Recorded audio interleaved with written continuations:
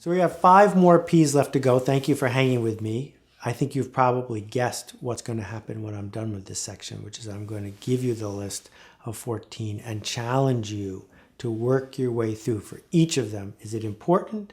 If it's important, how are you going to do it?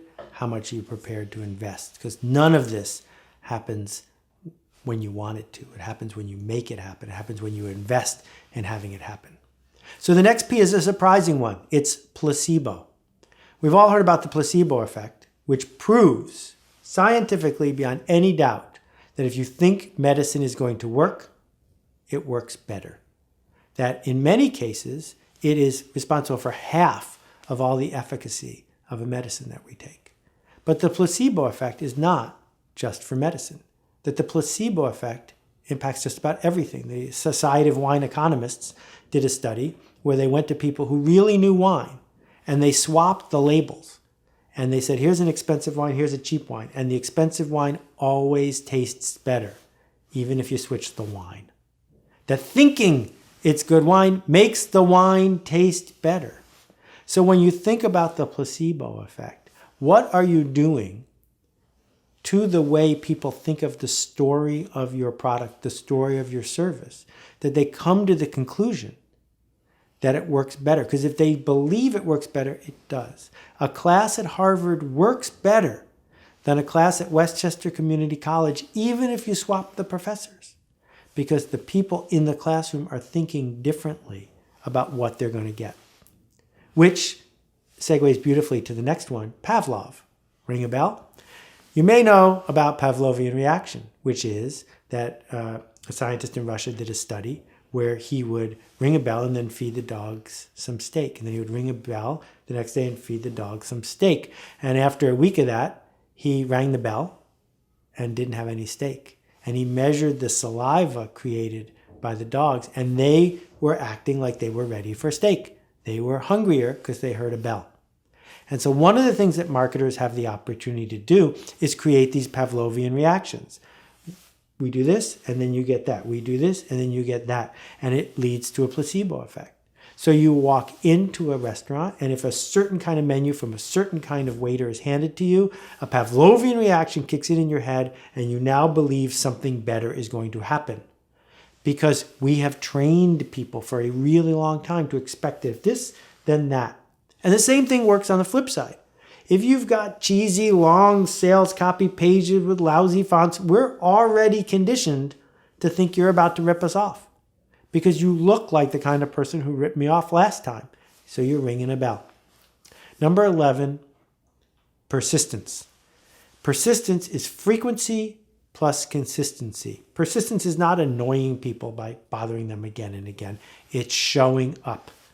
So again, if I think about the photo business, the Canon company has consistently, for years and years and years, shown up with a certain kind of story and a certain kind of camera at a certain kind of price point. That consistency, that persistence, that frequency makes it easier for them to tell their story. They don't have to start from scratch. That what Jay Levinson used to say is that we only notice 1 out of every 9 ads. And we have to see an ad 3 times before we remember it. That means you have to run something 27 times before I even notice you.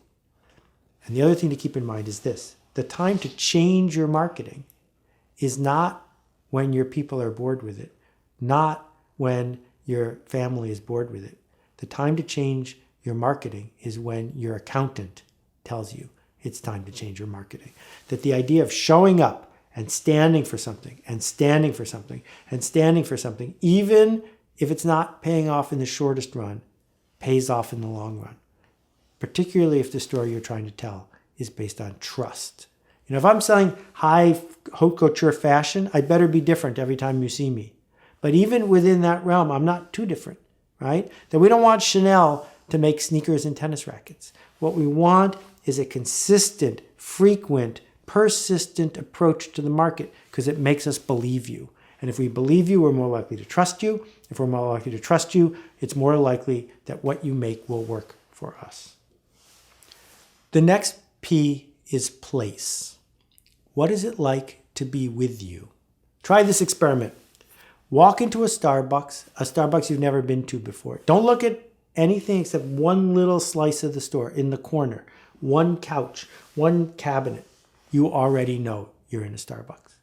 That what they have invested in, what McDonald's has invested in, what the airlines have invested in, is this idea that real estate is worth something, that real estate creates value on top of the service being offered, that we are more likely to believe a flight is going to be safe if the lounge at the airport feels like the lounge at the airport where we grew up. That when you talk to people who just got back from Kathmandu, the statistics are the flights out of Kathmandu are almost as safe as the flights out of JFK, but that's not how they feel.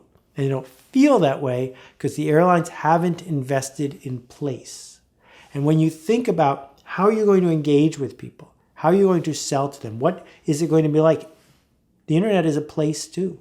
When I visit your site, isn't it interesting? We use the word I visit your site. Actually, your site came to my computer, but still, when I visit your site, what does it remind me of? How do I feel? Do I feel like this is a place of safety and comfort or risk? Is it a place where I am more likely to want to come again? These are investments. They have nothing to do with what happens when I click and everything to do with what happens when I think about what you do.